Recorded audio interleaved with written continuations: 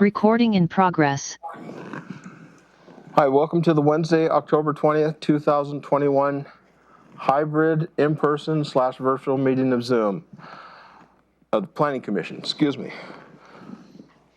So let me see where we are. Thurston County Planning Commission is a citizen advisory commission of the Board of County Commissioners on land use planning matters such as comprehensive plan, zoning ordinance amendments. Planning Commission actions are in the form of recommendations to the county commissioners. I don't know who are the final decision makers. All Planning Commission meetings are open to the public. Citizens are welcome to observe all Planning Commission briefings and work sessions. Public comment is allowed on those topics for which public hearings have not been held. So we're doing the sound check. So we're going to do an introduction of the Planning Commissioners, and I'm going to start with, on my right, Eric. I'm Eric Casino, District 2. And Don DeHaan, District 1. Looks like Donna. Are you? Oh boy. Donna, can you hear me? Introduce yourself, please.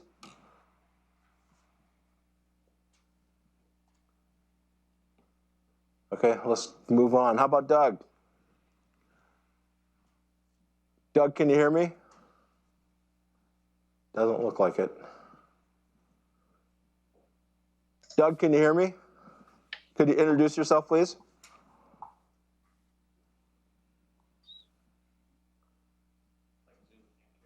I am unmuted. There you go. Now we can hear it. We got that.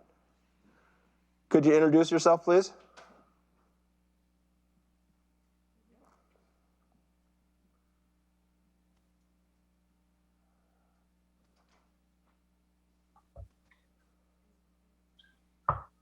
So I'm not sure where to head.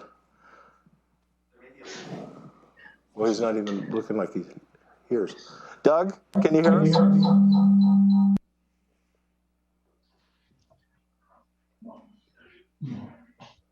How about Scott? Can you hear us? I hear him. I think so. Yeah. Oh, there's Donna. Donna, oh, right here. Yeah. Right.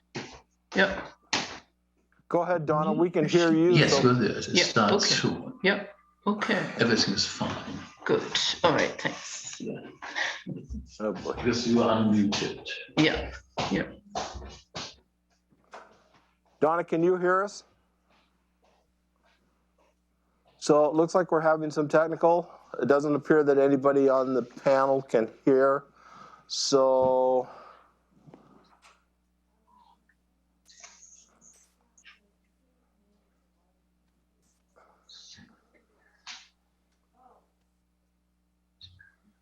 hang on. Thank you for your patience. It's a new experiment. Thanks, Christy. You're always so good. All right.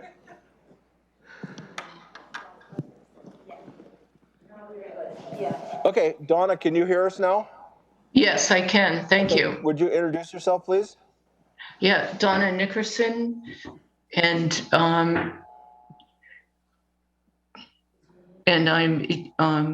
in District 3. Okay, thank you. Doug? Doug Carmen, District 2. Scott? Scott Nelson, District 3. And Kevin, is that you? Kevin Festinger, District 1. Thank you. And I'm Jim Simmons with District 3. Thanks, guys. Sorry about the little technical stuff. We're getting through it. First time, so we'll get through this. So I'm looking for a motion for the approval of the agenda. So moved. And second. It's been moved and seconded to approve the agenda for October 20th, 2021. Are there any comments or suggestions? All those in favor, please signify by saying aye. Aye. Aye. Any opposed?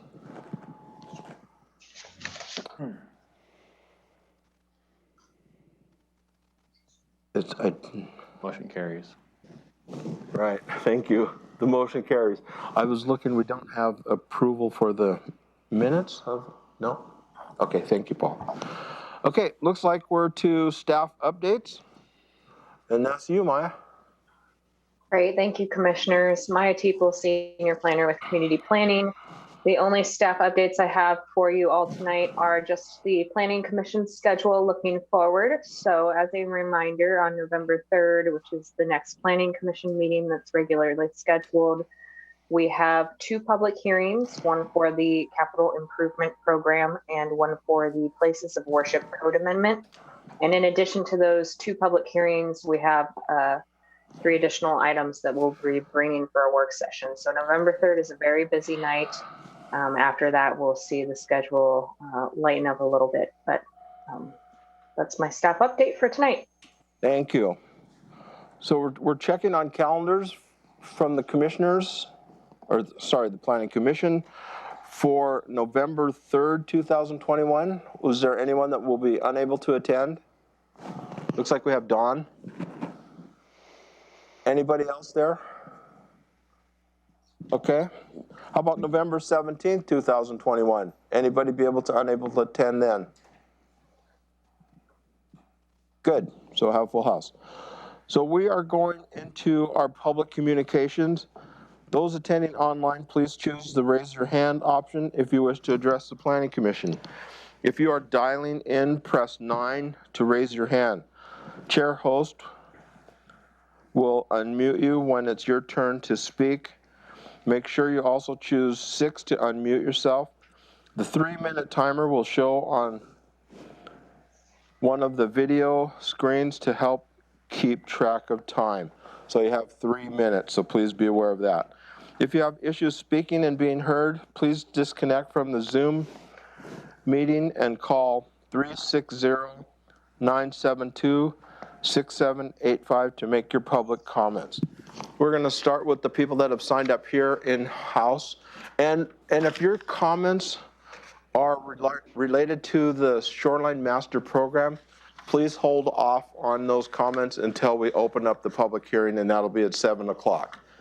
So, how come you're on here? I'd like to scratch that out. Hey, John Woodford, are you here to speak? Okay, so you're. There's one on Zoom, so we could ask Sonia to. Okay, absolutely, thank you.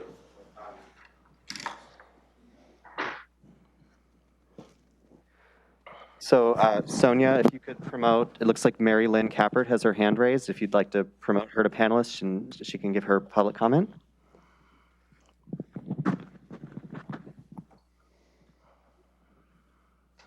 I saw her name on the list. Did somebody else promote her? Or there it is. 1 second. Great. I'll be promoting you to a panelist now.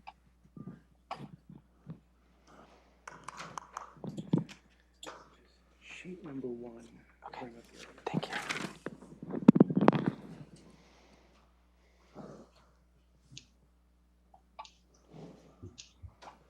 I'm not sure if I can tell if she's up or not, so.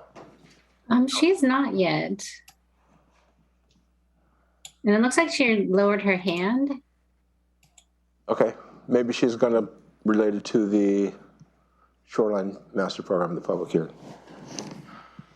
Okay, so is there anybody that would like to speak on something other than the Shoreline Master Program? If you're out there, please raise your hand and we'll get you.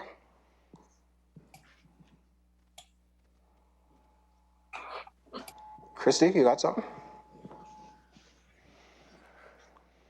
Please state your name and where you live, please. My name is Christy White, and I live in the Delphi Valley. I have a warm fuzzy.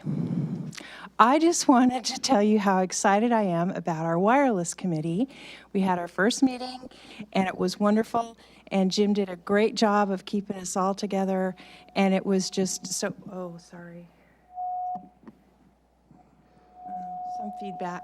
So anyway, I just wanted to say thank you, and I'm excited about the opportunity and the engagement of citizens with all of you, and appreciate all the support that each and every one of you have given for this whole process. So that's all I had to say. Thanks, Christy. Is there anybody else out there that would like to speak? Anything other than the Shoreline Master Program? see about the Shoreline Master Program. That'll start at 7 o'clock, that meeting will, thank you, sir. Okay, not seeing anybody else, I guess we're gonna have a little bit of a break until 7 o'clock. So we will open the public hearing at 7 o'clock. Then we will open it up to public comments at that point. Thank you all.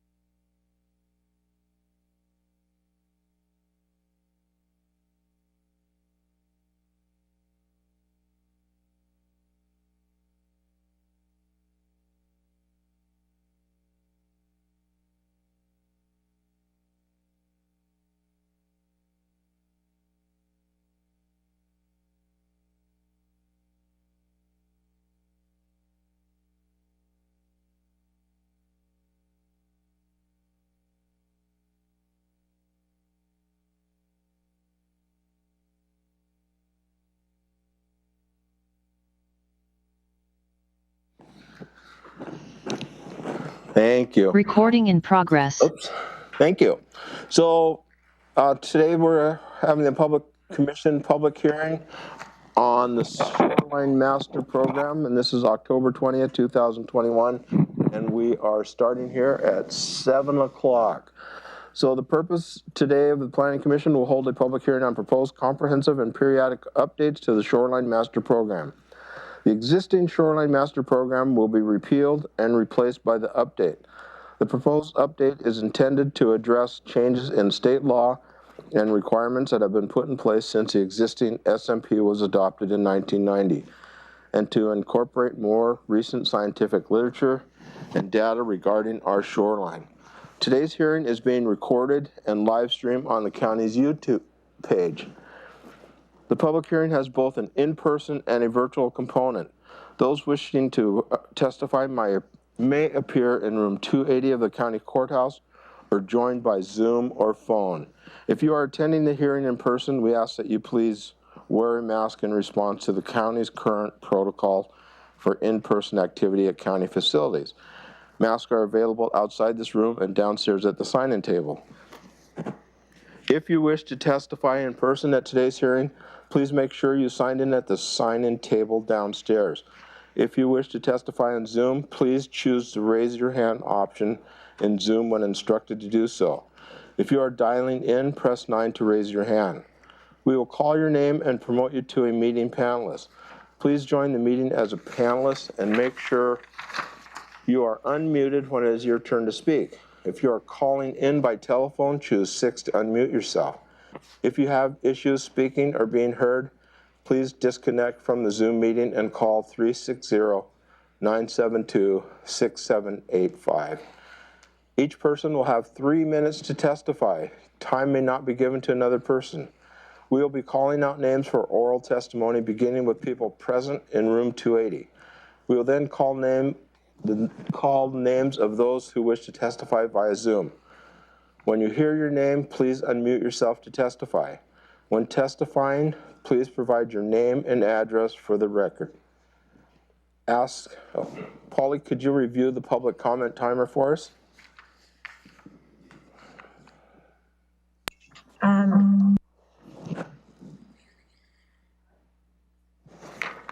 Okay, we'll have 3 minutes, and that will show green on the timer on the screen.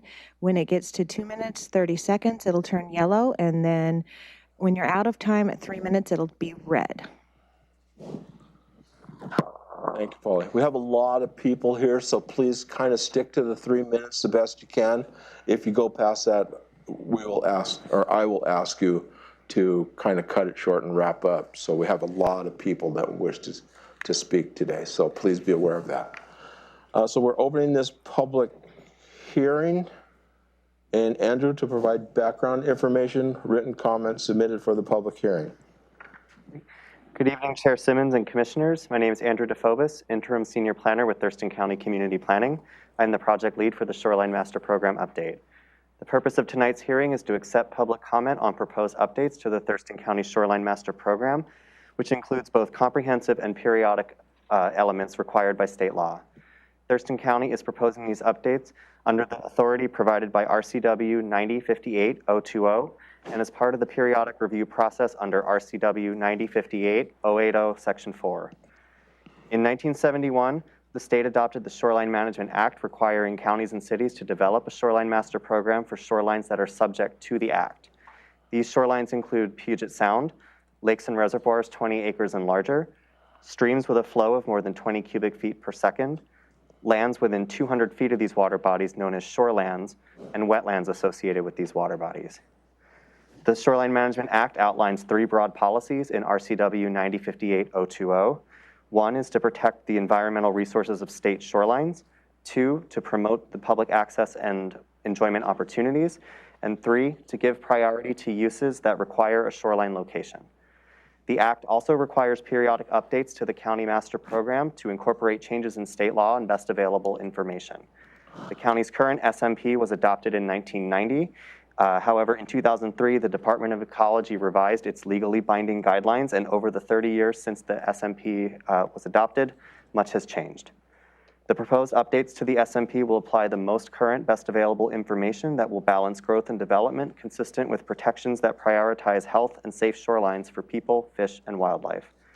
Included in the Shoreline Master Program are both an inventory and characterization of shorelines and the standards for development and redevelopment along these shorelines.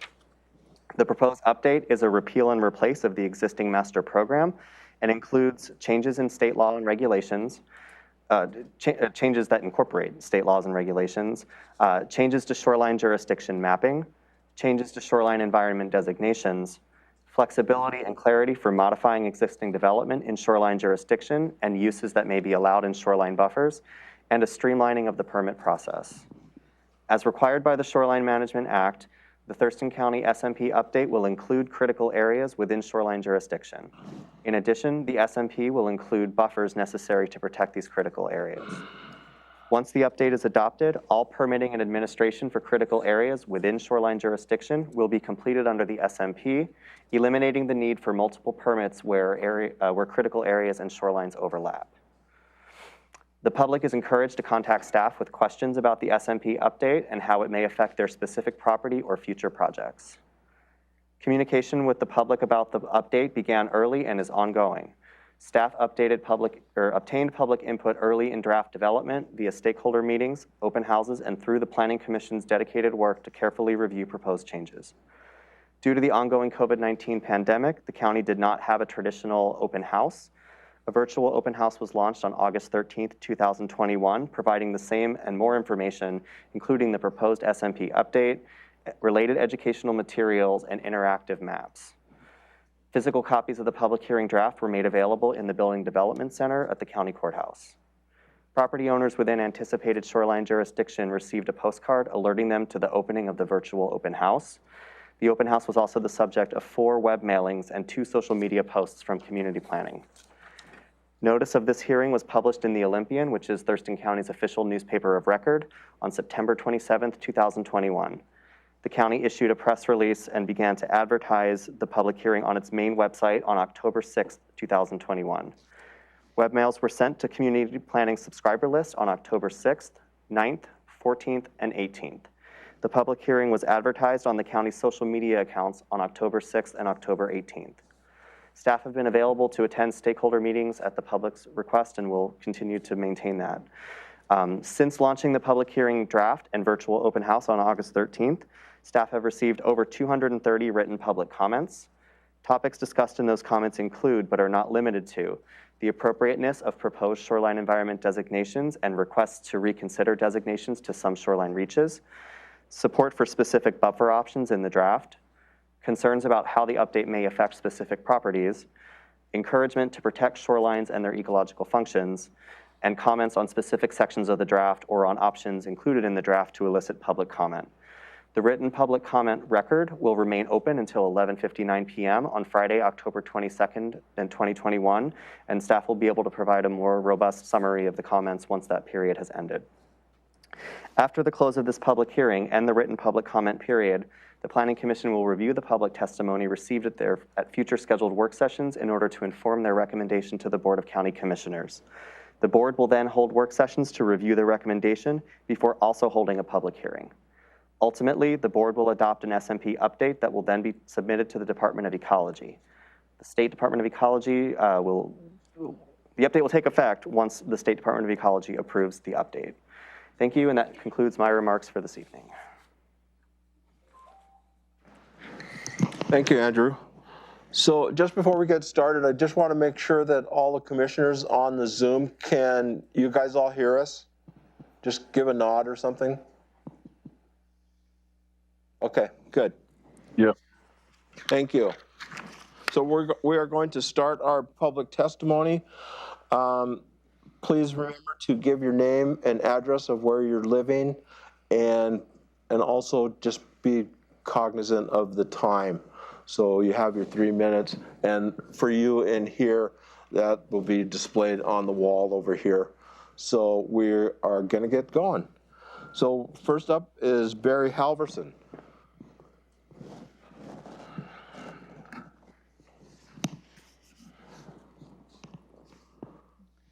Good evening, Commissioners. My name is Barry Halverson. I am a Shoreline resident of Lake Lawrence. Lake Lawrence has actively participated in and submitted documentation to the Planning Commission and the Board of County Commissioners referenced the draft SMP since 2011. You should know me well. I and other members of Lake Lawrence community have actively participated in over 30 in-person and virtual Planning Commission meetings on this subject in the past 4 years. What is particularly disturbing, however, is that the primary document upon which the SMP is based, Appendix A, was never vetted by this Planning Commission, was never vetted by the Board of County Commissioners, and was never put into the online documents for review by the people for comment prior to this hearing. That was done in June of 2013 is when Appendix A was done. There are several disturbing facts about this Appendix A. I'm going to address the ones concerning Lake Lawrence. We have 8 reaches around Lake Lawrence, and they are identified in this draft report. One of those reaches states that salmonoid is present in Lake Lawrence, salmon. Why in only one of the 8 reaches that we have? If there's one reach that has them, all of them have them. This is a fundamental error in the report and is factually incorrect. Lake Lawrence has never been habitat for salmon. There is no way for them to get into or out of Lake Lawrence. This fact has been well documented. The Washington Department of Fish and Wildlife fish biologist for our region, Gabe Medell, and Washington Department of Fish and Wildlife's area habitat biologist, Teresa Nation, verified this fact in an email that they sent on May 2020. This documentation was provided to this commission and the planner, Andrew DeFobus, on March 15, 2021. I've attached a copy to my report that was submitted to Andrew. Yet the permits section of the county has used this draft report since 2014 to require property owners to utilize special decking material, grading for docks, because this draft report states that salmon are present in Lake Lawrence. This increases the price of a dock by as much as $5,000. This report also identifies cutthroat trout as living in Lake Lawrence in all 8 reaches.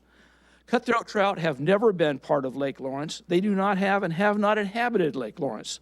Again, Washington Department of Fish and Wildlife identified this as a fact in the email that was sent to one of our members that had to go into mitigation and hire a consultant to get their dock built before the permits section would allow it. Copies of that email have been provided to Andrew and are online. Under the heading Habitats and Site Specifics, the authors of this report, which are unknown, no one knows who provided this 2014 report. I've asked Andrew, he doesn't know, it's going back to several different groups, have stated that the reach may contain the following habitats and site specifics. This is for Lake Lawrence: wetlands, lake, along entire reach. All 8 reaches on Lake Lawrence have this notation, and this information has been placed in the geodata database. This is false and grossly misleading information and is being used by the county permits section to deny property owners permits, require mitigation, additional setbacks, and costly permit processes, including hiring certified licensed consultants approved by the county to write reports to refute these designations. Appendix A must be reviewed, comments provided by this commission before this document is approved. Every lake in this county is in this Appendix A. And if Lake Lawrence has this many issues with just 3 pages in that appendix, I can't imagine what the other 140 lakes might have. Thank you, sir. For your time. Next up is John Woodford, and I'm going to call the next person too so they can be ready, and that would be Christy White. You're after John.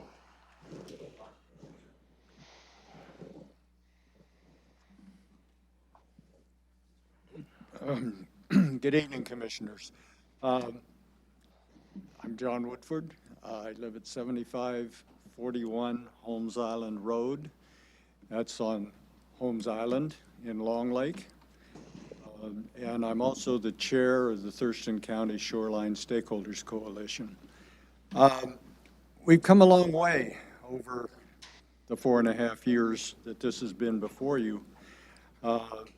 Long before many of you, in fact, the majority of planning commissioners weren't on the commission when this started. I have written a September 23rd letter of key issues to the coalition, These were prepared for a community meeting that our Lake Management District held. There was, and we invited people from all water bodies, and they attended. But I'm not going to talk about the details of that letter, but I brought copies to pass out to you commissioners, and if anybody here that doesn't have a copy of that letter at the end of the meeting, I'll be happy to give you one. Anyway, there were some very fast. Legally built buildings need to be conforming to comply with state law, for one thing. Buffer widths, there's a lot of discussion on buffer widths. I'm not going to get into it. One of the biggest items is the shoreline environmental designation, redesignations, where some 2,700 properties have been redesignated, and most property owners, if they paid any attention at all, only found out with the postcard announcing the open house and public hearing. The elusive pamphlet that we have been asking for literally for years, to be a guidebook to property owners. Controlling pollution, whether it's septic tanks, fertilizer, stormwater, which is a huge pollutant contributor to the lakes. The open house, as Andy has mentioned, has had hundreds, well, I'd say 230 respondents. I've reviewed a lot of them, not all of them. They are very one-sided. There are a lot of questions, and the questions haven't been answered. I think it's imperative that all of those questions be answered before they can move forward with this. Basically, that and items that Barry Halverson brought up, there's a lot of work still that needs to be done before the Planning Commission can vote on this document and pass it forward to the county commissioners. Thank you. Thank you, sir. Christy, you're up, and Phyllis Farrell, you're next.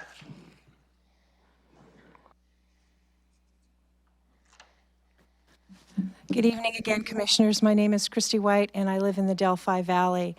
I just wanted to echo the two previous speakers. I know this has been a really long haul for the staff to get this far, but it's also been a real journey for all the citizens that have contributed to this process.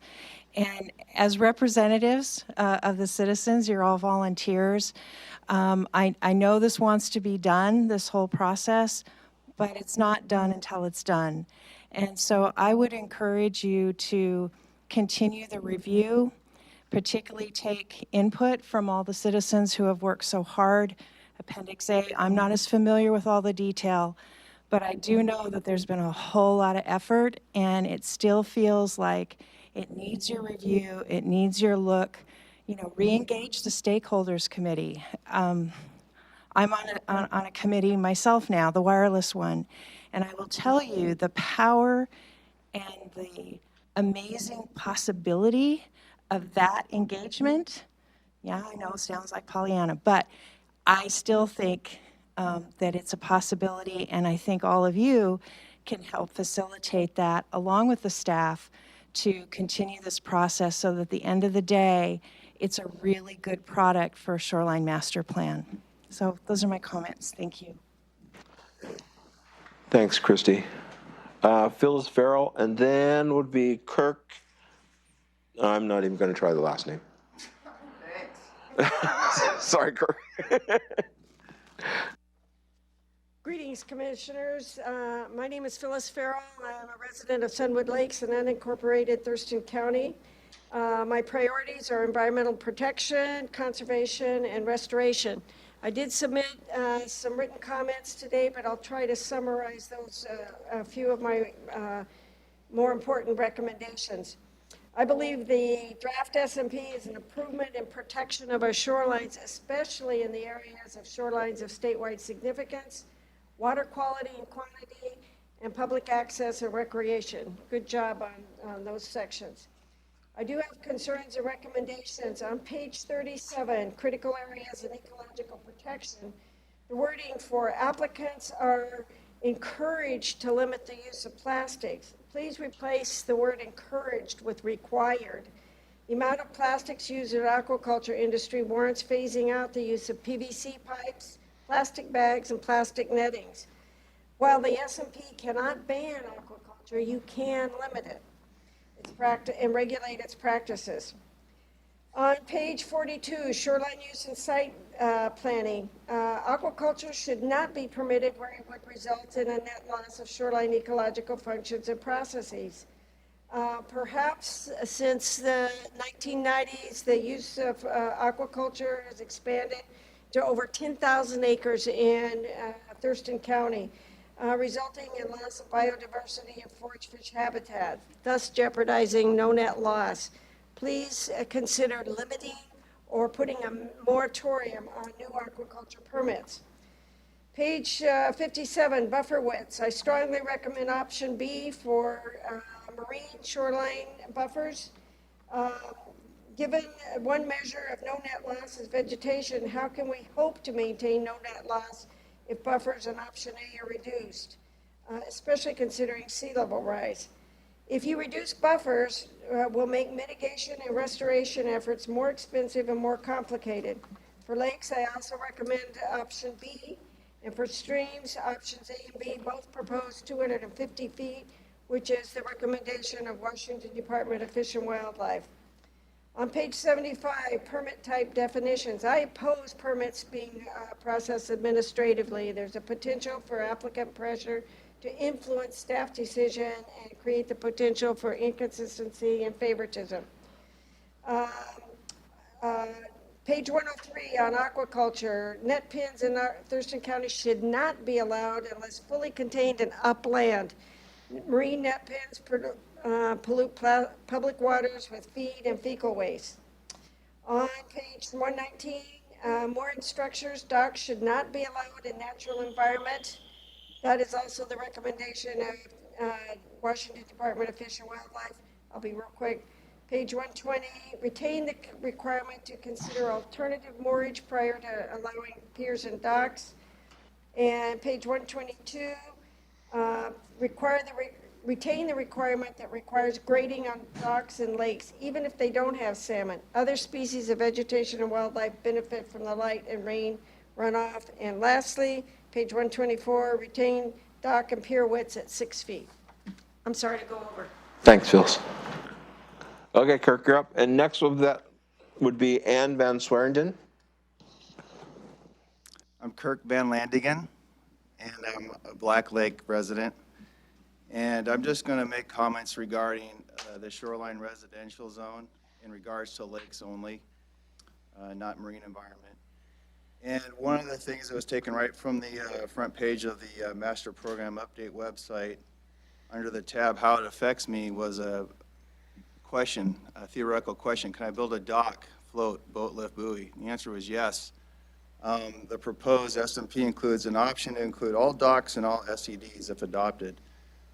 When going through the document, and what previous speakers have said, is there's some more work that needs to be done. There's some contradictory language that appears to be onerous and probably puts up boundaries to actually having a dock for everyone on a lake. Section here, it's section B. Let me get the section number for you. It's 19,600,160. Mooring structures and activities. Item B is the application requirements. And there's a lot of things there that basically impede someone's ability to have a dock. For instance, why are you asking if I live within 10 miles of a moorage facility or a boat ramp? Is that to say, hey, you live close enough, you don't need a dock, go use the boat ramp, right? These sort of requirements need to be deleted. What I would recommend for section B would basically be to delete all those items except for items 2, 3, and 4, which ask for the basics. What are you building? How big is it going to be? Who owns the land? and here's the location from the property line. What happens on my neighbor's property shouldn't matter. Not what I'm doing. If they only want their dock to go out 20 feet, that shouldn't impede how much I want my dock to go out. According to the section, again, this is where it's a little contradictory, is you go to the development standards under pilings and piers, and under piers, which I guess is another name for a dock, I'm assuming when I read this, that this is also regarding lake docks. And it says that it cannot exceed 15% of the length perpendicular to shore across from the water body. So I guess I can do a 200-foot dock off my property. It's quite a bit of distance across Black Lake. I'm sure that's not what anyone wants to see. We also don't want to see buoys going way out there to an appropriate depth. That creates a slalom course, doesn't it? And so there's some items here that I think we should talk more about what works and not what appears to be barriers that someone can interpret in the future as saying, hey, no, we can't even accept your application. You know, you're right up the street from where you can just launch your boat every day. Lastly, there's, you know, the thing about making the docks the boogeyman. We have a buffer zone. We want to keep trees to keep the lakes cool. It's all about shade. Why should we have graded docks? Docks provide shade too, right? So that's a contradiction again. That's where I prefer to absolutely have no graded decks for lake environments for docks in the Shoreline Residential. And they do provide shade. The fishermen are always casting their lines underneath people's docks because that's where a lot of the fish hide out. And again, it provides shade just like trees. Thanks for your time. Thanks, Chris. And next up would be Bob Jensen. Please, when you're testifying, you're next, Bob. And you're up, sorry. When you're testifying, please speak as directly into the mic as you can. They're having some trouble hearing you on the Zoom end. I'll do my best. Thank you. I'm Ann Van Swearingen, 1630 Central Street, Northeast Olympia. And I'm representing 5 Thurston environmental nonprofits: Black Hills Audubon, Sierra Club, League of Women Voters, Thurston Climate Action Team, and Thurston Environmental Voters. Please read the comments that I submitted. I want to thank the commissioners and the county staff for your good work on the current draft of the SMP update. I do have a few last points. We support management design to achieve no net loss. Can you hear me okay? Okay. No net loss of shoreline ecological functions that follows the SMP guidelines. The update should require more of an evaluation of no net loss. To achieve no net loss using mitigation, the county must stand firm on avoiding and minimizing impacts and ensure developers provide full compensatory mitigation. The success of the SMP will depend on how the county improves mitigation in the permitting process to achieve no net loss. How will cumulative impacts be determined using descriptive methods? A more quantitative assessment method of baseline conditions, more robust monitoring, and adaptive management is necessary. Buffer widths should be maximized to account for climate change, sea level rise, and flooding. A net gain in buffer width means a net gain in ecological functions for water quality and quantity, habitat, and amelioration of climate change. We would like to see the county develop regulations that severely limit or restrict the expansion of industrial geoduck aquaculture. Geoduck farms reduce foraging and feeding opportunities for birds during breeding and migration. Create development standards for all shellfish aquaculture and include avoiding plastics and microplastics, minimizing predator control netting, and avoiding estuaries until aquaculture as a disturbance can be understood in the estuarine landscape. Lastly, the SMP guidelines state the county has an obligation to assure that no net loss of ecological functions is achieved within the SMP. Thank you. Thank you, Ann. Okay, Bob Jensen, you're up next, and after that will be Leslie Dizelle. Thank you, Commissioners. Thank you for this opportunity.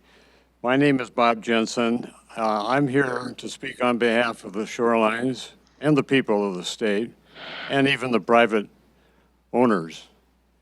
My job when I started out with the Attorney General's office in 1968, but in 1971 I was appointed to the Department of Ecology.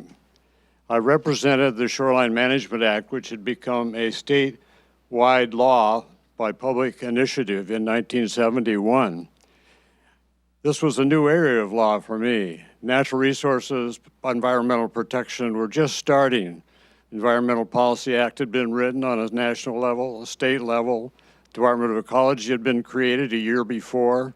Here we had the Shoreline Management Act, and here I was representing a new act, which probably had the strongest policies of any act in the state regarding public use of our resources as opposed to private use. But it meant a balance. And I now have not only the public interest, but also private, because I owned property on Pattison Lake for 15 years. We moved because we've retired and gone to Panorama.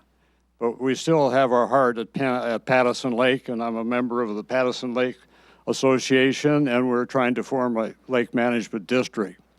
The most salient issue that I see as a public and private person regarding shorelines in Thurston County since your last master program amendment in 1990 is toxic water algae blooms, toxic blue algae blooms, particularly in lakes. This happened, I moved in 2003. In 2013, I was going back and forth to Ecuador at that time as a missionary, and we came back. I would swimming in the summer most days, and I would encounter, all of a sudden I encountered a blue-green sheen across the water, and I thought, what is this? I remembered quickly back to my past. I had worked with phosphorus loading on waters, and I saw a toxic algae bloom in Long Lake below Lake Spokane, and I had to defend the Department of Ecology against that toxic algae bloom that had been created by action of the Ecology Department allowing Spokane to reconnect to a higher grade treatment plant, but for a temporary period, dump raw sewage. This created an extreme stress, and we learned from Dr. Edmondson that phosphorus is the #1 creator of these toxic algae blooms as a nutrient, as opposed to salt water where nitrogen is the primary one. Most of it's been phased out, but now, what is the primary source of phosphorus to lakes, groundwater lakes, Hicks Lake, Long Lake, Pattison Lake, the groundwater, and the phosphorus from the septic tanks that come from the human waste. This is a problem. They're so shallow, and the groundwater is so close to the lake.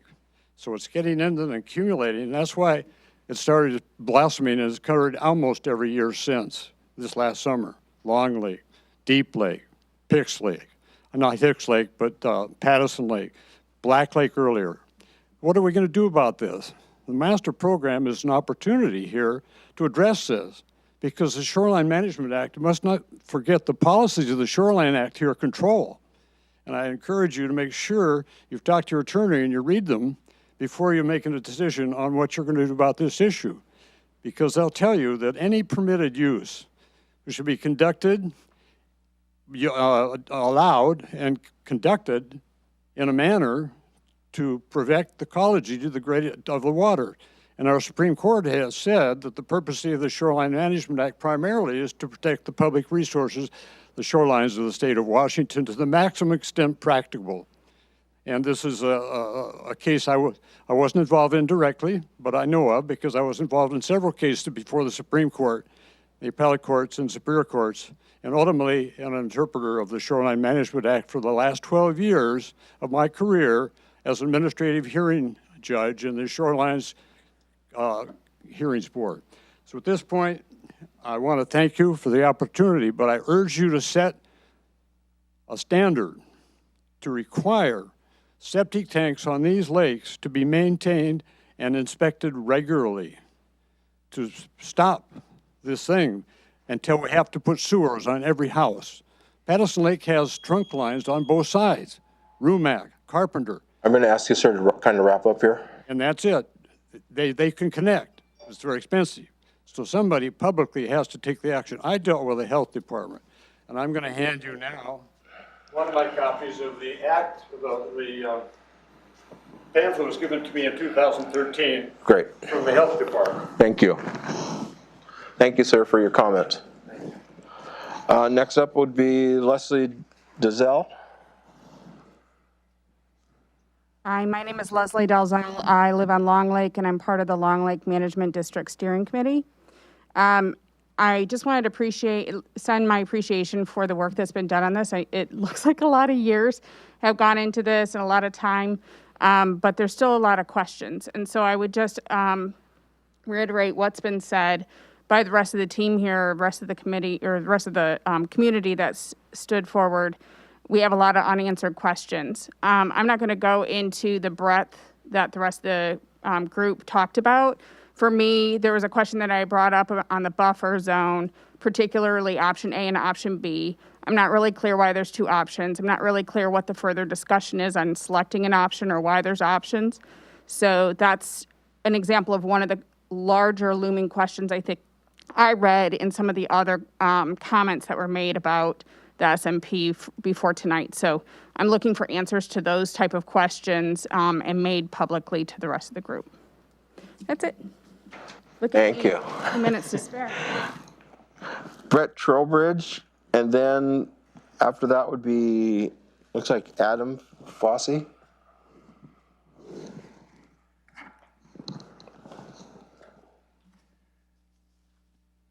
I'm Brett Trowbridge. I live on Patterson Lake, 5911 Hanson Street Southeast. I think I'm on the other side of the Patterson Lake project than this gentleman who just spoke. I think that Shoreline's management should certainly be against putting any pesticides or herbicides, same thing, in any lakes. I understand what you actually do is give permits to governments to do it, and that you've approved it several times in the past on Long Lake and other lakes. I would like to be involved in that process and wonder how I can sign up to do that. I also wonder whether private property owners can put pesticides and herbicides in lakes without a permit from you guys. And I would give you some time to answer that question now if that's appropriate. I think you should check in with staff for that. We don't do that here as this body. Okay, I thought you could ask questions somehow. No, not here. This is just for testimony. All right, well, again, I'm against this project that's being proposed. This gentleman doesn't live on the lake, so he doesn't have a vote in whether this is going to pass or not. I have 500 votes because I have 500 feet. The first time they did this, I was terribly against it. The county approved it, and there was a big fish kill right after they put the alum in the lake. There's never been a post-mortem. We are in the McAllister Springs protection area. We can only build one house per 5 acres. So how many 50-gallon drums of herbicide can they put in per 5 acres? I mean, we need to have a discussion about that. And the question I was really trying to ask was, how can I approach this if this isn't the right forum? Give anybody time to answer. Take my part out. Talk to you. Okay, thank you. Thank you. And Mr. Fossey?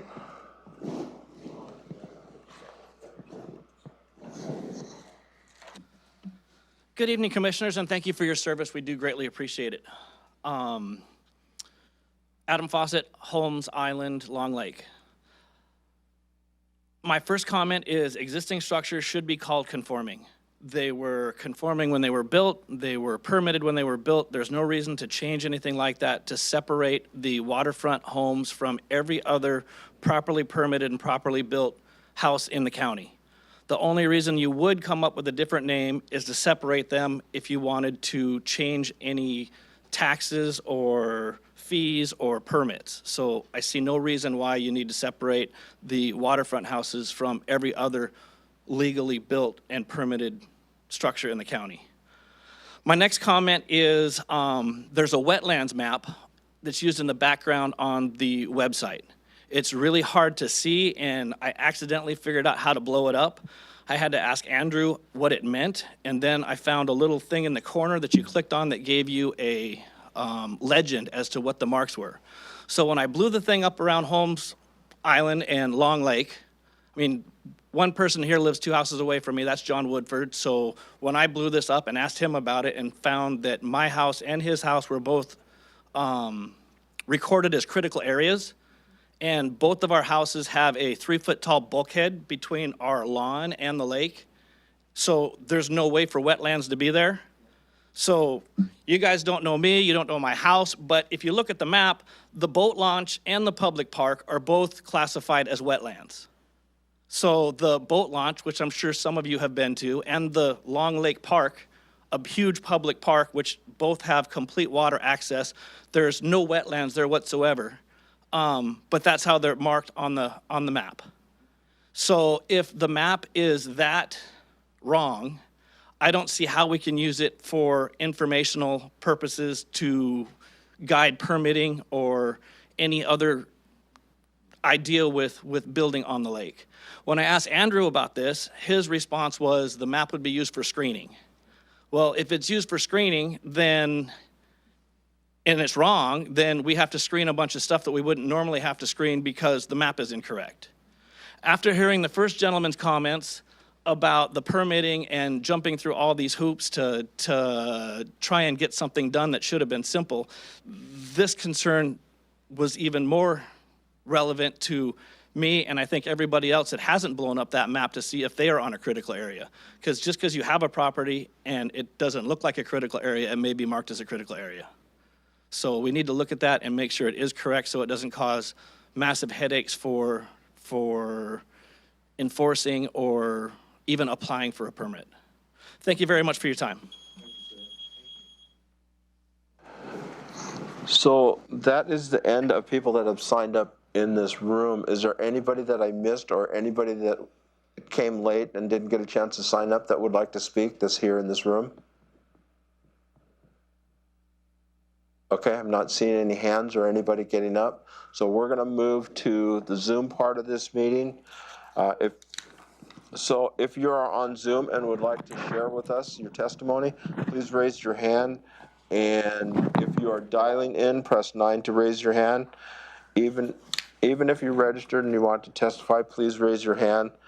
Don't forget to give your name and address for the record. And staff will be kind of letting you in as we go along, if I'm correct. That's correct. Sonia Cody is going to be promoting people to a panelist. So if you're on Zoom and it's your turn to speak, you'll see a screen pop up on your end. You need to click promote to panelist or accept promotion and it'll let you in. There might be a bit of a lag, but it'll let you in, you can speak, and then you'll be returned to an attendee after that. And we're going to let Sonia go down the list and call out the name and then go ahead and promote those folks to panelist. All right. Hi, everyone. And you're listed in order of when you raised your hand. So first on the list, I have CJ Russo. So you'll be prompted and please join the meeting as a panelist.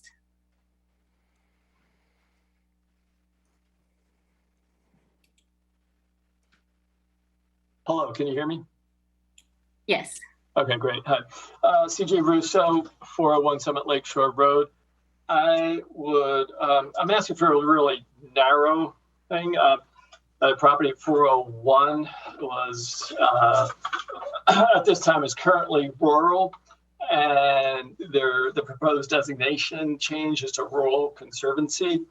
On the lake, there are more than 500 properties, and only my property, or only 401 and 409 are being proposed to change from rural to rural conservancy. So only 2 of the 500 properties. So my request is that I stay parity with all my neighbors on the lake. And when I take a look at the designation criteria for rural conservancy, there's one primary criteria followed by a list of 6 secondary criteria, of which a property needs to meet the first criteria and then at least one of, if not more, of the subsequent criteria. So, of course, yes, my property meets that primary one and at least one, if not more, of the secondary.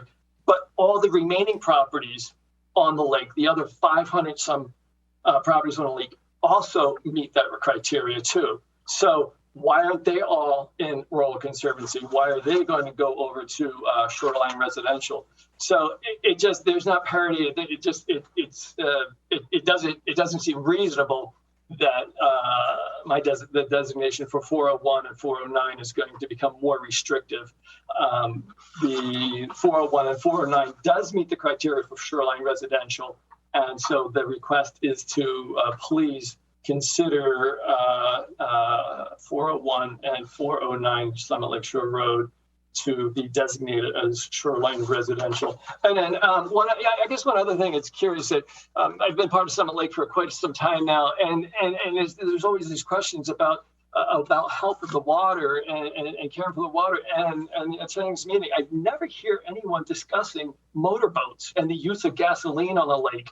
I've got the property that I have at 401 is a multifamily property with tenants, and I've got tenants with boats, and of course I have a boat. And as hard as I try, I cannot keep the gasoline out of the water, even if it's a drop. So I'm like, wow, why is this never even discussed? I would totally support keeping gasoline vehicles off of the lake. Thanks for your time. I appreciate it. Bye.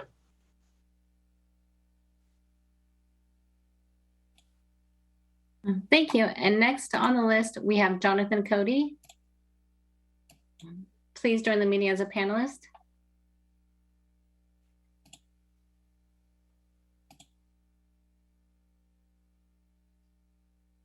Can you hear him okay, Ms. Katie? Yes. Okay. I have a very brief comment. My name is Jonathan Cody. I live on Lake St. Clair, and I love it here. It's absolutely amazing. It's a fantastic thing.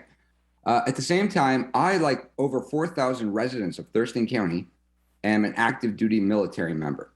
And this policy, the Shoreline Master Program has one particular thing in it that could really affect people like me, and I hope you take this to heart. Chapter 19.400.100, paragraph A4, basically states that if you have a non-conforming use, my home was built in 1968, by the way, before there were a lot of regulations. I have a boathouse. I have a small shed down right by the lake. Those are all under this shoreline program, non-conforming uses. This states that if I don't use those for 24 months consecutively or 24 months in a 4-year period, and I somehow return to my home, then that use ceases to exist in the future. I will tell you, for the last few years, I was stationed in Garmisch, Germany. I didn't have the opportunity to continue using my boathouse. I didn't have an opportunity to continue using my shed.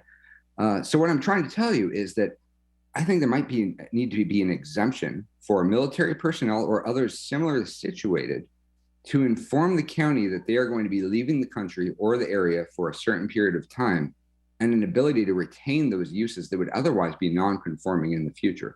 And I really hope that you take that to heart. The only other thing I would say is living on the lake, people who live on the lake or people who live on the shoreline, they're the ones who want to take care of their environment the most. You know, we're the ones who care the most. And so those are the only things that I have to comment upon. All right, thank you. Next on the list is Patrick Townsend.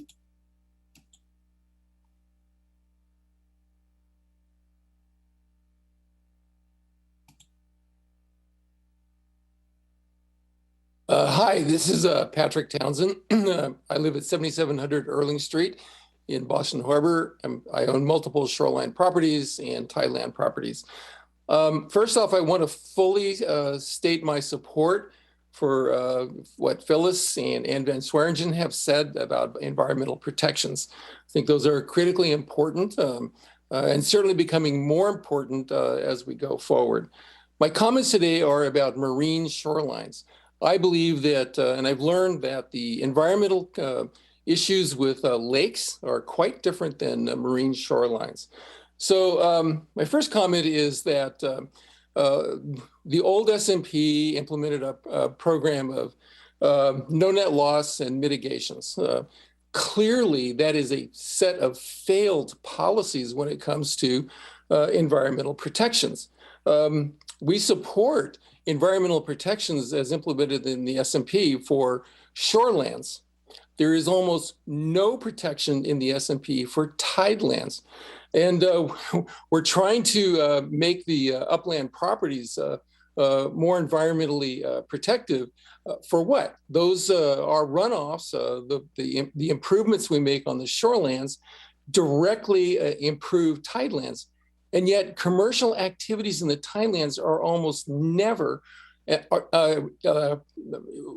restricted in any way in this new SMP. So for those of us who live on the shorelands, we can visibly see the impacts of these commercial operations. 16 for each acre of geoduck farm, for example, 16 tons of PVC, 43,000 pieces per acre are used in that. And then they're covered completely with plastic netting. So this is obviously, for us who can see this is an environmental degradation. I'd like to point out again that a federal judge ruled that aquaculture in Washington state was violating NEPA and the Clean Water Act, and specifically pointed to the use of plastics and other disturbances in these operations to revoke every single aquaculture permit issued by the Army Corps in Washington state. So the environmental concerns here are quite explicit. Next, I'd just like to say that the process of arriving at this SMP was supposed to involve public input. That did not happen. The stakeholder group was canceled. We never had full participation in a stakeholders group. And I just would like to, again, ask the Planning Commission to really look at the environmental protections of tidelands as equally critically important as shorelands. And to rework that whole section is just completely inadequate when it comes to environmental protections. And we're not alone in feeling that way. A federal judge certainly felt that way. And the SMP reflects elements of what the federal judge was specifically pointing at when those permits were revoked. So thank you again for the opportunity to speak. We do want to see improvements in the marine environment and the reduction of impacts that are so important to Washington state. And thank you again for your work and the ability to comment about that. Thank you. Next is Tom Klingman. If you would please join as a panelist.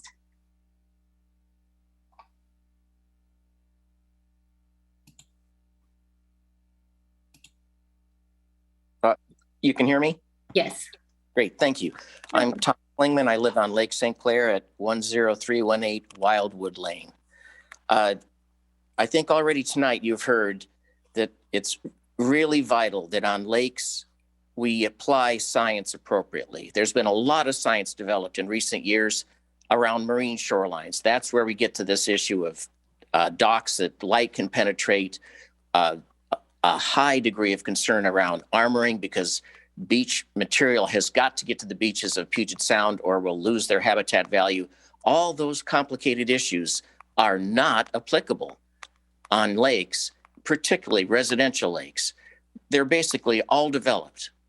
We really have very little natural resource concerns. We don't have any native fish to protect. The activities are going to be replacing things like replacing bulkheads made out of creosote logs with bulkheads made out of concrete. We need to not stand in the way of improvements that lake shoreline residents want to make because they're actually environmentally preferable to the old things we have. I have a couple issues I wanted to address. One is this non-conforming issue. I think we need to look at the concern property owners have raised in recent years about this positively. They're really concerned about making sure regulations are clear and there's not, it doesn't impose restrictions on them. Residential uses, single-family residential uses are a preferred use under the Shoreline Act. It makes no sense to call them non-conforming. Non-conforming should be for things we're trying to discourage. We're certainly not trying to discourage single-family use on the shorelines. The Shoreline Act allows you to treat them as conforming, these residential structures. I think the solution is in your text. It's in the explanatory part before that section where you say, well, what we're trying to really accomplish is to grandfather these. That sounds like the right term. Call these grandfathered conforming uses. The big issue is going to be how can they expand? The text has lots of drawings and descriptions and provisions for when you can and can't expand a house that sits in a current buffer. So I think I really encourage you to get rid of that non-conforming term when it comes to the structures. And I think the text will work just fine. Then you will not have a lot of concerns being raised that are really unnecessary to have to deal with. I will point out that non-conforming uses, they do need to remain non-conforming. And I would encourage you to look at the floodway restrictions and make sure that those are reflected in here too, because it's really highly restrictive in the floodway in terms of what you can do with structures. The other thing I wanted to talk about are these, is something that you hardly find in the text. It's only pops up a few odd places, this written approval requirement. And I think this is something that applies to a tremendous amount of activities. It really is not a useful extra step, at least on these really simple lake residential shorelines. In 1972, when the act was adopted, it was really important to make sure people understood that their activities conform to the act. Now everybody knows that environmental regulations exist. We don't need to have all this special permitting for small activities that, especially on residential lakes, really don't warrant that kind of review. And as it was mentioned, people on lakes care about the lake. And I think a fostering stewardship approach rather than a permit processing approach is really the best way to achieve the policies and the standards in the Shoreline Act. Clear information for shoreline residents about fertilizing and other activities so that we can protect our resources on into the future. Thank you. Thanks. Hey, can I just jump in here for a sec, Sonia? I just want to remind everybody that we do have a 3-minute time limit on this, and we're trying to get as many people in today as possible. So for you people on Zoom, there is a clock there that will start at the green and go to yellow when you have 30 seconds, and when it goes to the red, your time is up. So please adhere to that the best you can. We want to hear you, but we also want to hear everybody that's out there too that would like to speak. So thank you. Great, thank you. Next on the list is Mark Hancock.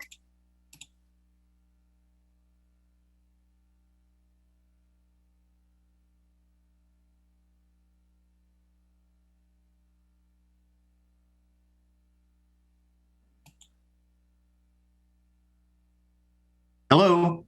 Hello. Oh, good. We're in? Yes, we can hear you. Thank you. Thank you very much. Good evening, everybody. Thank you. This is Mark Hancock with Sigali in Tukwila. Thank you for the opportunity to speak tonight. With regard to the Shoreline Master Program update, we are in agreement with and support the proposed plan showing our properties designated as rural conservancy. This is consistent with the current designation of conservancy parcels. In addition, we support option B for rural conservancy freshwater lake setbacks at 125 feet.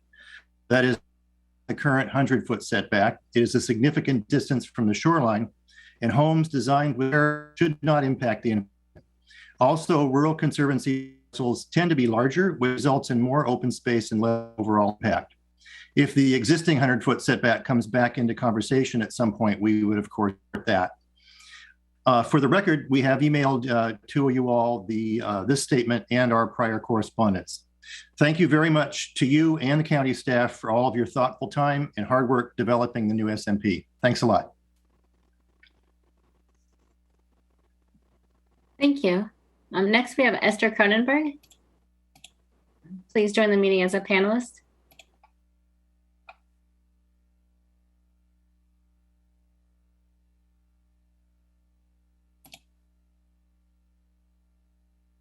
Hi. Hi, thanks for listening to my comments. Mr. Cronenberg, I live in the Green Cove watershed. I'm representing Citizens for a Clean Black Lake. When you go to your grandmother's house and she feeds you, you say yes and you say thank you, not only because you want to eat, but because you know it's going to make your grandma happy.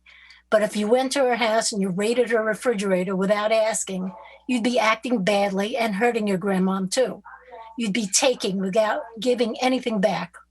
That's what the policy of no net loss is doing to our common grandmother who provides everything we need to sustain ourselves, our land, our water, and its abundance.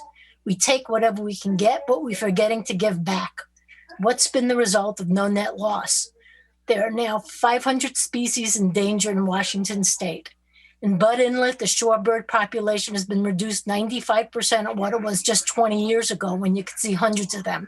Now you see almost none.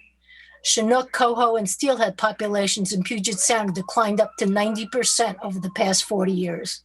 Lot is finding dangerous cancer-causing chemicals and medications in ground and surface waters, and even in its highly treated reclaimed water, including X-ray contrast agents, I4-dioxane, and flame retardants, which persist after treatment. We can't get rid of them. Every day they're going into the water we and our children are drinking. The reclaimed water still has 63 chemicals in it, 22 residual ones left in surface water and 16 in the groundwater. And though there are thousands of these chemicals in use, many of which are toxic in parts per billion, we have only tested for 127. So we know there are many more dangerous chemicals getting into our water supply. The Black Lake Special District annually applies diquat, a chemical similar to paraquat that causes Parkinson's disease, and other herbicides into the strategic groundwater reservation for the state capital, and no one's testing for it. This is in addition to the low dissolved oxygen, the high temperatures, the high bacteria counts, and the algae blooms that are becoming the new normal in our natural water bodies. A whole section of southern Bud Inlet is already a dead zone where only jellyfish survive. In response to this emergency, the Department of Ecology is in the midst of issuing a new permit to control excess nitrogen from stormwater runoff and wastewater treatment plants that are causing algae bloom. Add to this shoreline erosion caused by the construction of bulkheads that decrease habitat, the increase of impervious surfaces, and the projected effects of climate change, and we're putting up more of our ecosystems at risk. We're poisoning the bloodstream of our collective body. How much more proof do we need that no net loss is really a huge loss and that we can't continue to take without giving back? When will we stop acting on the made-up belief that we can do whatever we want with land because we own it, and face up to the fundamental reality of nature that clearly shows if we fail to take care of and give back to the land, it won't be able to take care of us? I urge you to adopt net ecological gain to replace no net loss and begin the healing we desperately need to preserve our common heritage and source of prosperity. Without clean water, what will your property be worth? Please consider the facts and resolve to act with courage to stop this accelerating descent into environmental degradation that is threatening the habitats and lives of all of us. Thank you. I have listened to many of your meetings and I appreciate the work you've done, but I think that's a major flaw. We need to put net ecological gain into that and reverse what's going on now. Thanks for your work. Thank you. Next on the list, we have Meredith Rafferty. I apologize if I'm mispronouncing anyone's names.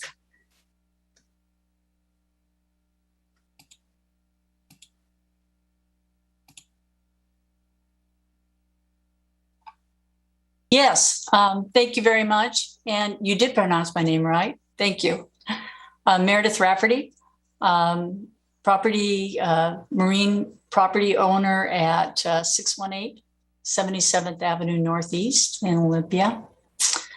Thank you, commissioners, for making it a priority to have participation. As I have participated over the last several years in the revising of the shoreline plan. The comprehensive change and in everything along how things are evaluated, what the goals are, how the regulations will be carried out is really very massive, and appreciate that you put a priority on our participation. Would like to speak to some of the options on the here in the document. Page 62 is the limit the water-oriented storage structure to residential uses only. Yes. Page 69 is having an option to consider making SDPs not, in other words, not require a hearings examiner. Yes. Would like to point out on page 69, the permit application review and permits section. Item A5 still reads that a permit or written approval is required for all development within shoreline jurisdiction. You know, we have gone through a painstaking and thoughtful process of determining location of buildings and application of permits. And yet we wipe it all away with this statement by saying, because the definition of development is so broad, and the shoreline jurisdiction, of course, is the full 200 feet, we are saying that every action that I take on my property needs to be approved in advance. Object. And finally, on Appendix A, please standardize the evaluation of the criteria of environmental limitations. This covers hillsides and presence of water.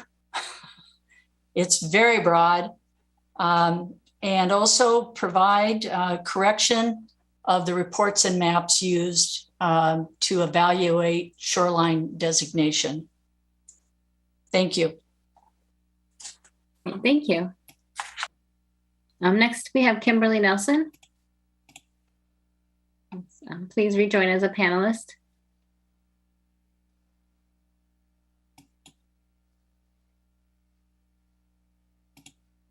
Hi, good evening. Can you hear me? Yes, we can. Super.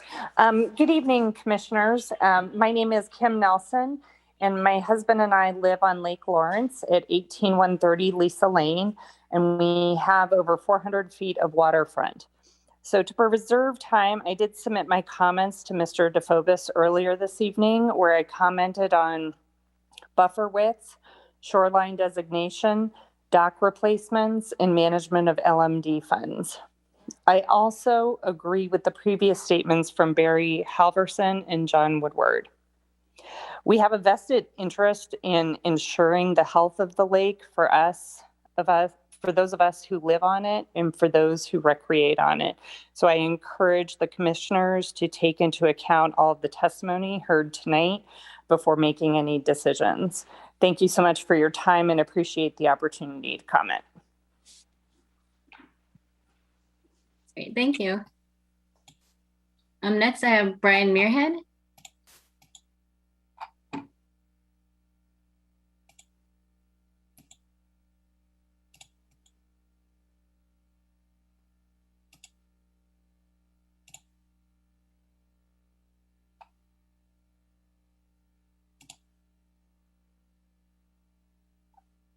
And if you can, please unmute yourself, Brian. I didn't see that. Okay, thank you. We can hear you. Thank you. My name is Brian Muirhead. My wife Nancy and I live at 6527 Alternate Lane on Patterson Lake. We're new residents here. We've been here about 1 year. The issue we have is that we bought two parcels on Patterson Lake, which together have a significant shoreline. Our residences are such that our house is on one of the parcels, and much of our backyard is in the second parcel. And that second parcel includes landscaping, our dock, paths, and even the septic drain system. The shoreline designations for the previous ones have been that the residential property was Shoreline Residential, and the other was Rural Conservancy. And the boundaries were not crystal clear, or they were somewhat clear, but they were not associated with the parcel boundaries. The issue we have is that now the new designations are along the parcel boundaries, where we have the shoreline associated with the one parcel where we live on, but the other parcel is natural. This would be a significant issue for us. We'd have to work this. And we have submitted paperwork to Andrew, and he commented, and I have also looked at some of your previous meetings, and I saw the discussions of reach boundaries and the designations. So what I wanted to do today was just to go on record personally with you that I think this is maybe a fairly unusual situation where the reach boundaries may not be applied, or how they're applied may just be on the basis of parcels. And in this particular instance, we need a different consideration of that. Thank you very much for your time. Thank you. Next, I have Frank Huddick. Again, I apologize if I'm mispronouncing any of these.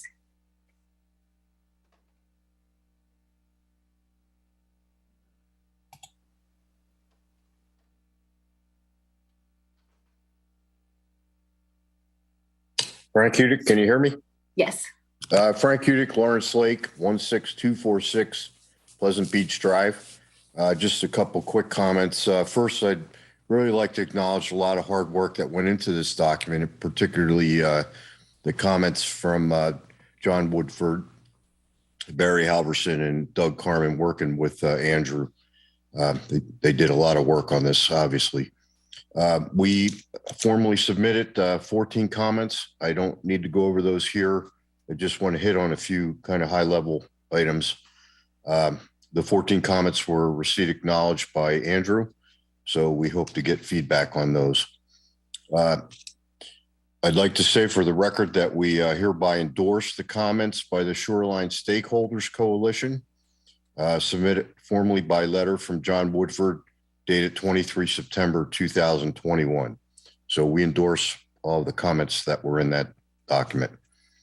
Since May of 2011, the Lawrence Lake Citizen Advisory Committee submitted comments to the draft SMP back then, as it existed back then, by formal letter to then Ms. Cindy Wilson and also to Commissioner Romero. To date, we've never seen any response to those comments, and a lot of our comments were ignored, meaning the same issue still exists in the current version of the document. And just to give you an example, the 50% surface area of a dock not requiring a permit, that's still in there and it's still an issue. So we have no faith that those comments were ever acted on. And so we're hoping that our comments this time do receive some sort of formal response. The other thing I want to hit on real quick is I don't believe this document does due justice to lake management districts. LMD should be highly encouraged. It's an optimal forum to bring government and citizen cooperation together. As several people have said, nobody wants to protect our environment than the stakeholders, which is people that live out on the lake. So we should encourage LMDs. There's only 2 left and 1 SUD in Thurston County. Our lakes are failing, and the LMDs need to be encouraged and resourced by the county. And the fees that we collect for our LMDs, which are above and beyond taxes, they're fees, they should be spent specifically on lake stewardship.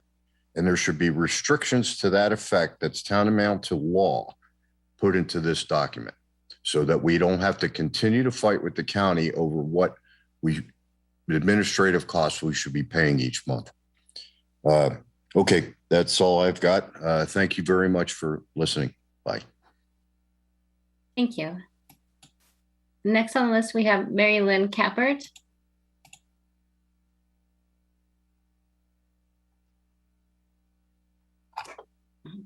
And please join the meeting as a panelist.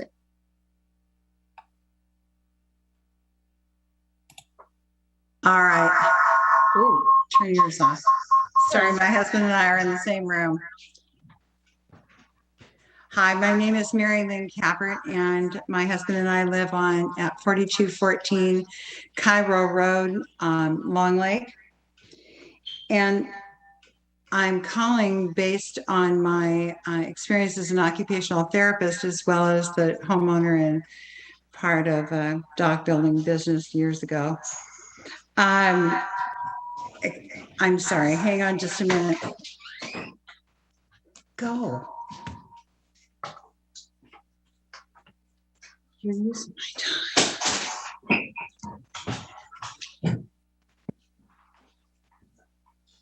I apologize. I'm getting the feedback from his computer. Anyway, what I was wanting to comment on is on page 117.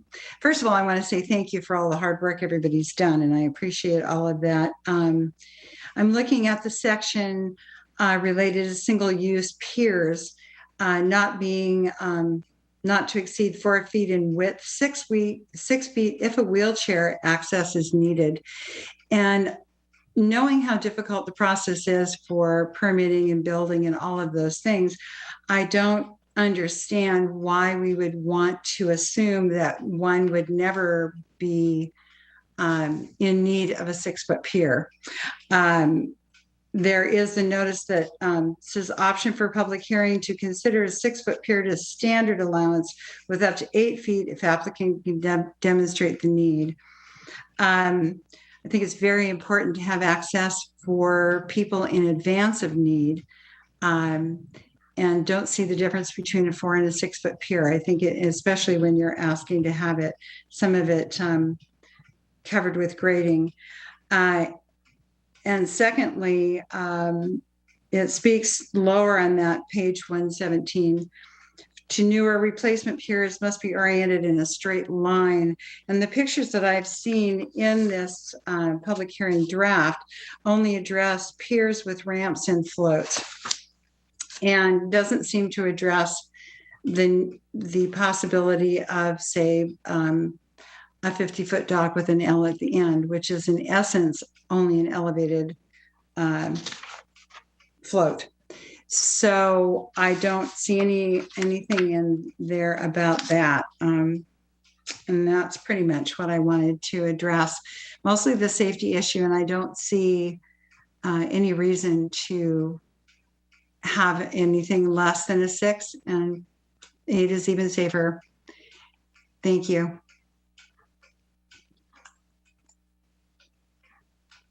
Thank you. And next on the list is Dianna Taylor.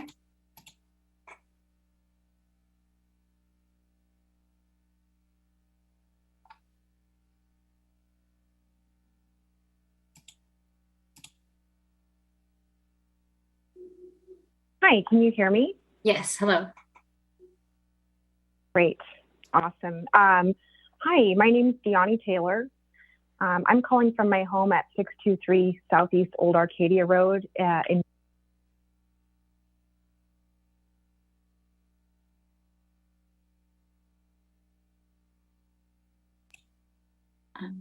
I'm sorry, somehow you got muted. Hi, can you hear me now? Yes. Sorry about that. Sorry, I'm not sure how that remuted. I was born and raised in the county. I'm general counsel at Taylor Shellfish Farms and part of the 5th generation of my family to farm shellfish and raising the 6th. I'd like to thank the Planning Commission and county staff for all the hard work and careful consideration you've put into the SMP update over many years. This effort has led to robust standards addressing shellfish farming in the county, and Taylor Shellfish supports the draft SMP language as it is. Taylor Shellfish is engaged throughout the county's SMP update process and most recently submitted a comment letter dated August 4, mainly regarding the potential standards the Planning Commission has asked for input on. I won't repeat those comments here. My great-great-grandfather started farming here in Thurston County in 1890. Our employees live and work in the county, and we grow the world's freshest oysters, clams, mussels, and geoducks right here. The SMP is a critical component to protecting the water quality and ecosystems our shellfish rely on. Our business is already experiencing the impacts of climate change through ocean acidification, harmful algal blooms, and heat waves.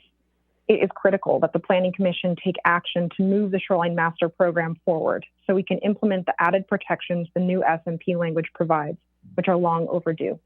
Thank you very much for your time and attention as always. Thank you. The last hand raised on the list as of now is Jennifer R.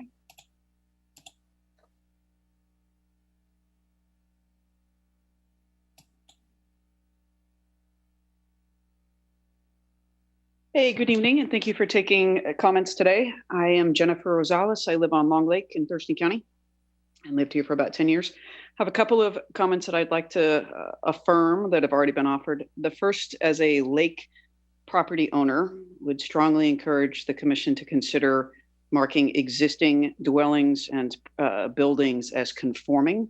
There are consequences to marking things non-conforming to those of us who have current property and use that property. So I would ask that you follow the lead of other counties in the state and mark existing dwellings as conforming. The second comment that I wanted to make along those same lines, we would be identified as Shoreline Residential. Our current setback is 50 feet, and there's an option A and an option B in the proposed plan. Our particular piece of property is not deep enough to offer a livable house with a deeper setback than 50 feet. So I'd strongly encourage the commission to consider the existing uses of properties throughout the county, especially those that are on lakes, and acknowledge and offer the opportunity for us to continue to use and love our lake property. My final comment for the evening is just to affirm and acknowledge the effort and energy that the commission has put into developing the master plan, but also express a concern.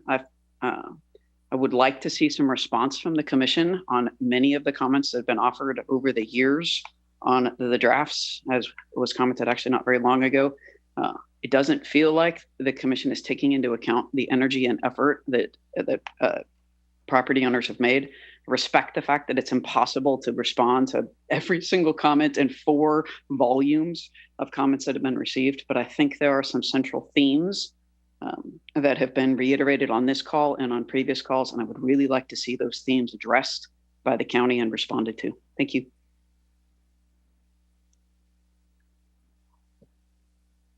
Thank you. And a couple more hands have been raised. Next is Glenn Shorno.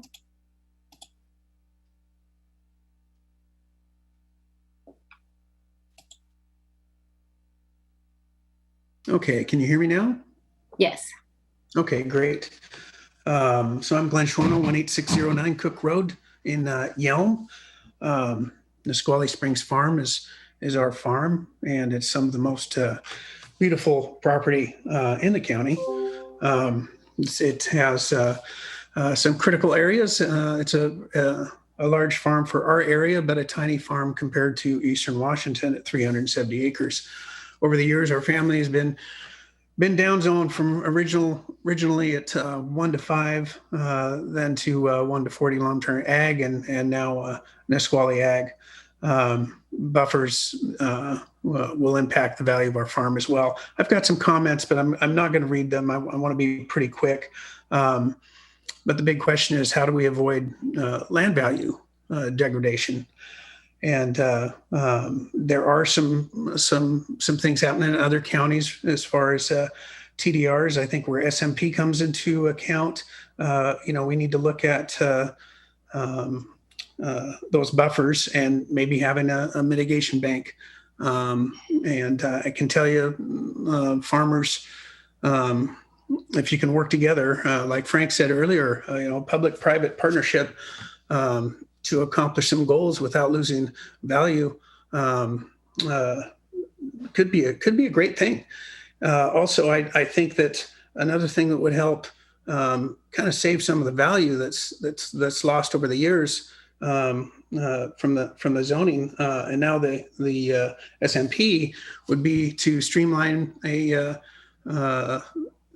boundary line adjustment or in some other form to move parcels out of the SMP, to higher ground that is less sensitive. The big benefits of the SMP are public benefits. And, I believe that there should be that trade-off rather than the landowners just being subject to the value of their property being downgraded, that we could work together and, that maybe there could be some grants and help for those landowners that could move the boundaries differently to still retain some value of their property. The rest of my comments, I just hope the Planning Commission will read. And anyway, I appreciate all the time spent on drafting the SMP. It's pretty important. Thank you. Thank you. Next, we have Joseph Wolf.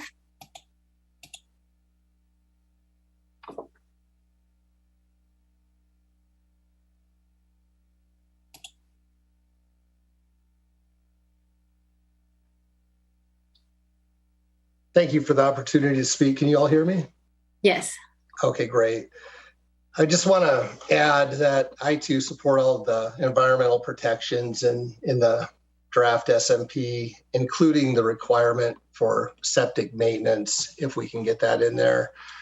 I did want to add that I noticed there's a requirement for water quality monitoring when it's related to aquatic herbicide applications. And I, too, as everybody that lives on the lakes has noticed, a lot of algae bloom in probably the last decade. I'm as a resident of Long Lake, we see it every year, and the lake is rendered somewhat unusable in August and September. And I believe a lot of that is due to the nitrates from septic tanks, but also from the stormwater outfalls related to the roads and a lot of the development out here. So if it's possible, I'd encourage staff to and the Planning Commission to consider requiring a similar stormwater monitoring at the outfalls for those stormwater outfalls. And finally, I'll just keep it quick. I too support the letter submitted by the Stakeholders Coalition. And I do agree that existing legally built homes and or accessory structures are already located within buffer should be conforming and not legally non-conforming. If you look at the Shoreline Management Act, RCW 9058-620-1A, it allows for residential structures and appurtenant structures that were legally established and are used for conforming use, but do not meet standards that have changed over time to be considered conforming. I really feel like using this terminology of legally non-conforming appears to be in conflict with at least the intent of that law. So I just wanted to add that. And that's all I've got. Thanks for the time. Thanks for all your hard work on this. It's been a long process and we all really appreciate it. Thank you. Thank you. John Bassetti, and again, I'm apologizing if I mispronounced your name.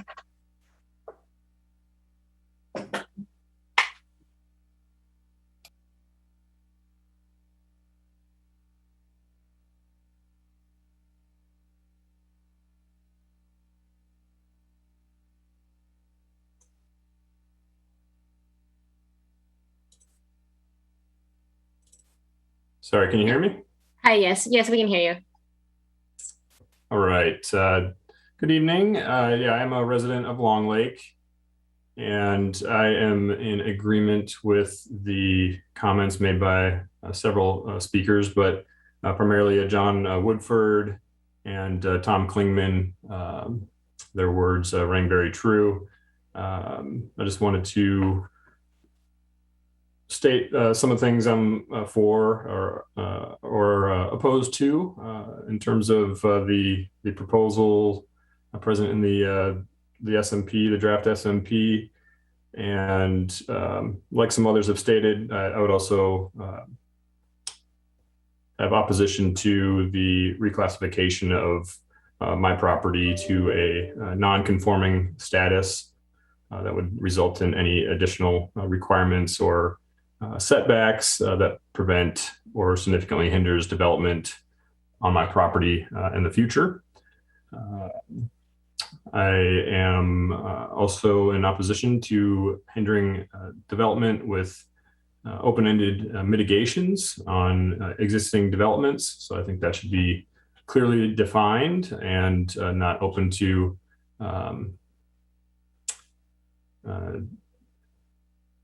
burdensome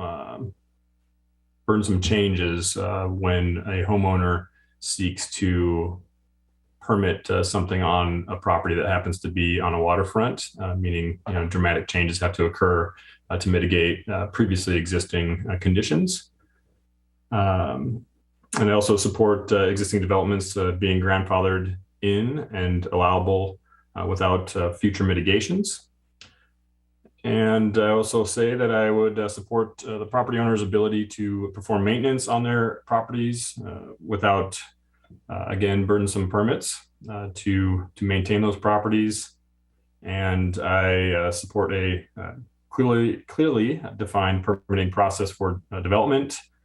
I support access for property owners on residential lakes to have reasonable docks and lifts for their properties. And I also agree with some of the comments mentioning the presence of phosphorus in the lakes and the issues that seems to be causing, particularly phosphorus from septic systems, and support the idea of having those systems inspected regularly and maintained. And I would also just mention that it is already quite expensive to live on a lake, whether it's the LMD fees or the taxes involved. My taxes are, approaching $1,000 a month, and adding any extra burdensome layers for maintenance and ongoing development of properties that are already fully developed as a residential lakefront property is a bit excessive from my perspective. And I also agree with the comments surrounding the LMDs being empowered to manage the lakes that they have oversight over. That's all of my comments for now. I want to thank you all and appreciate your time and hard work on this process. Thank you.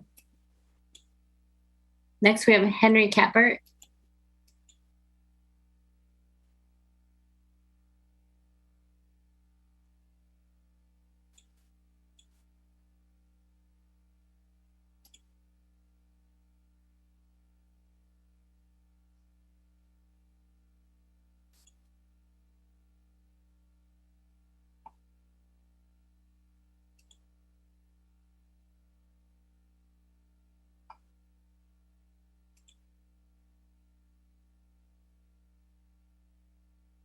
Hello, I can see you've unmuted.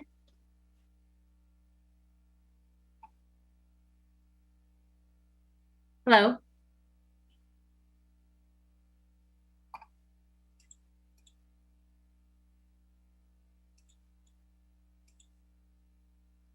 Mr. Capert?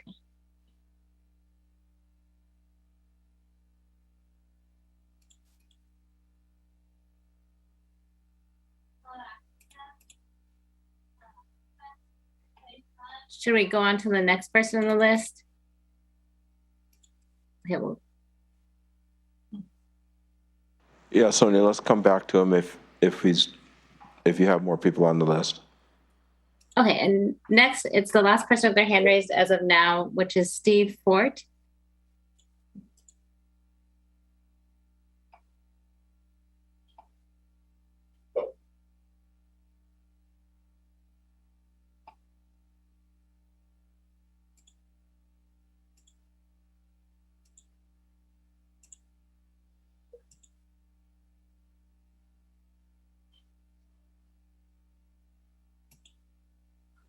Good evening. My name is Steve Forte. I live on 18115 Lisa Lane on Lake Lawrence. I am new to the area, fairly new. And I have to say that as a new person without previous experience of what has been going on, I get the impression that there are two divided sides. You have the county on one side and the property owners on the other, and there is conflict, which should not be, because I think we should all be working together for a common goal. And the reason why I say that, this evening, there have been several mentions of comments that have been submitted in the past to the county and received no reply whatsoever. One of the person that submitted such comments was the first speaker, Barry Halverson. Barry has done tremendous amount of work to represent all the interests of Lake Lawrence people. And he is not getting much satisfaction from what I see from the county. Why? I do not understand. He specifically mentioned that there are several things which have been listed as being wrong with Lake Lawrence, meaning that there is salmon, there is cutthroat trout, which none of this is true. And also, there's another strange thing that the Lisa Lane community consists of 6 houses, which is the continuation of Lake Lawrence residential area, yet the Lisa Lane consists of a rural conservancy, which doesn't make any sense. So there's no reason why we should not be residential also. So while I do thank the county for all of the good work that they're doing, that I think that there should be more interaction, and more listening between the property owners, their interests, the interest of the lake itself, of course, and the interest of the county. Thank you. Good night. Thank you.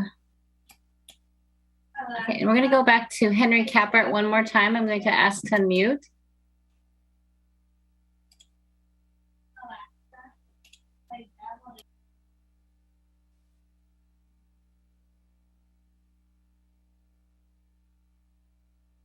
Hi. I've seen that you have unmuted yourself, but we're not able to hear you. So Sonia, I'll jump in. It's Andrew Phobos. We will have the written comment period open until Friday at midnight, or 11:59 p.m. Friday. So if anyone who has been unable to log in and testify tonight wants to submit written comments, they can do so for the next 2 days. Okay, and that was the last hand raised. Thank you, Sonia. And thank you all for being out there and kind of working with us on this whole new setup we've got. So we appreciate your patience. And I, for one, I believe I speak for the whole Planning Commission. We appreciate your due diligence and your comments, and we do take those into consideration when we are deliberating for this SMP. I guess sometimes it doesn't seem like it, but we are listening. And so we appreciate you guys, all your comments, and keep them coming. So with no other public communication, we are closing this public hearing. Thank you all. And we're gonna move to Andrew for a work session, which I don't know if it can happen in 20 minutes, but. Yeah, it's mainly only on the agenda so that we have an opportunity to talk about. Sorry, hang on. There we go. That was on the agenda so that there'd be an opportunity to talk about next steps or any closing remarks. Before too many people jump off the Zoom, just to expand on my earlier comments, if you want to make a written comment, you can go to thurstonsmp.org, and that'll launch the open house, and you can find a comment form on there. I believe my contact information is also on the website. But essentially, the recommendation is that you all, take all the public testimony, and staff will submit the rest of the written testimony after the record closes, and you will revisit this at your next Planning Commission meeting. Thanks, Andrew. Is there any questions or comments from the Planning Commission? I'm sorry, we're. Jim? Doug Carmen here. Oh, sorry. No, check this out later for Andrew later. Go ahead, Doug. Yeah, Andrew just said that we have that information at the next meeting. The next meeting sounded to me as though it's really full of other stuff. The full agenda. Did Andrew really mean next meeting or some meeting down the road? We will be, well, it's on the agenda for November 3rd, but you're right, that is a very full meeting. So SMP is the last item on that agenda. So if we don't get to it that evening, if the Planning Commission adjourns before we get to that, it would be continued to the next meeting on the 17th. But I will be preparing to come back at the next meeting. Okay, because I know, I've got a lot of stuff to read. There's a lot of comments. So it's going to take some time. So getting that organized will be very helpful. Mm-hmm. Thanks, Doug. Anybody else have anything to say or comment? No, I'm sorry. This is just for the Planning Commission. If you have something, you can bring it up with Andrew after the meeting. Not seeing anything else from the Planning Commission. Oh, Kevin, sorry. Yeah, I just wanted to echo your comments, Jim. I really am impressed with the huge amount of thoughtful and caring public comments that have been made, and really appreciate it. Thanks, Kevin. So not seeing anything else from the Planning Commission, we are adjourned. And you guys with questions, you can come up and